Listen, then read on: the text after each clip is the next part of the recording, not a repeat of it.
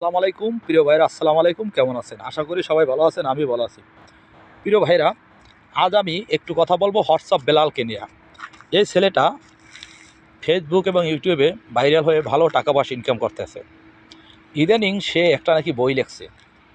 বইটার দাম নির্ধারণ করা হয়েছে ১,০০০ টাকা, অর্থাৎ সে এই ছোট্ট একটা বই ১,০০০ টাকা বিক্রি করতেছে। তো আমি বলবো, বাজারে যদি কোনো দোকানদার বা কোনো ব্যবসায়ী যদি কোনো পণ্য নির্দিষ্ট দামের থেকে অতিরিক্ত দামে বিক্রি করে, তাতে ভোক্তা অধিদপ্তর অর্থাৎ বাজার মনিটরিং যে কমিটি আছে, সরকারের যে কমিটিগুলো আছে, সংস্থাগুলো আছে, বিএসটিআই, তারা কি করে তাদেরকে আইনের আওতায় নেয়। অনেক সময় বড় অঙ্কের জরিমানা হয়, তাদের ব্যবসা প্রতিষ্ঠান বন্ধ হয়ে যায়। তো এটা হলো অন্যায়। নির্দিষ্ট মূল্যের চেয়ে কোনো কিছু বেশি বিক্রি করা যাবে না।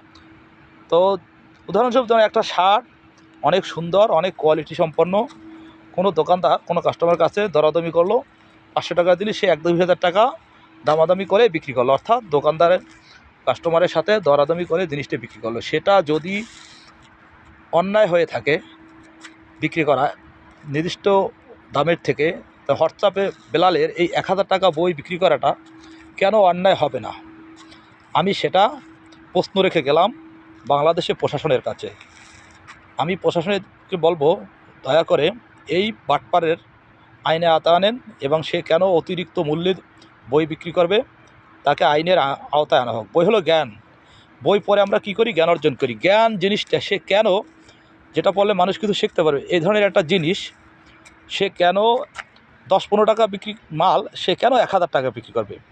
তাকে দ্রুত আইনের আওতায় আনা হোক। আর আপনারা জানেন, আমরা সবাই জানি, সোশ্যাল মিডিয়ায় ভাইরাল দুই মুখ, জুয়েল ভাই এবং মোজাহের ভাই। তারা হলো মানবতার ফেরিওয়ালা। আপনারা দেখেন যে তারা কত মানুষের উপকার করে, কত অসহায় পরিবারকে সাহায্য করে, কারো ঘর বাড়ি বানাই দেয়, কারো টাকা পয়সা দেয়, ব্যবসা বাণিজ্য করার জন্য পয়সা দিচ্ছে। ভাই, এই জুয়েল ভাই যখন হোয়াটসঅ্যাপ বেলালকে এই বই নিয়ে একটু কথা বলল, তখন তার বিরুদ্ধে হোয়াটসঅ্যাপ বেলাল অনেক বড় বড় কথা বলল, সে অপমানজনক কথা বলল। সেটার জন্য আমি তীব্র নিন্দা ও প্রতিবাদ জানাই। আমি কারো পক্ষে নিয়ে কথা বলতেছি না, আমি একজন সাধারণ জনগণ, আমি একজন প্রবাসী হিসেবে, অর্থাৎ বাংলাদেশের নাগরিক হিসেবে বলবো, কোনো মানুষকে অন্যায় করতে দেওয়া যাবে না।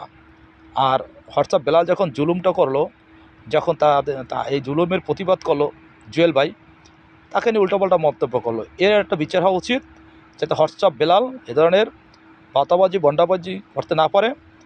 এর প্রতি আপনারা সজাগ থাকুন এবং তাকে দ্রুত আইনের আওতায় আনা হোক, এবং সে জুয়েল ভাইকে কেন অপমানস্বরূপ কথা বলল তার বিচার করা হোক। ধন্যবাদ।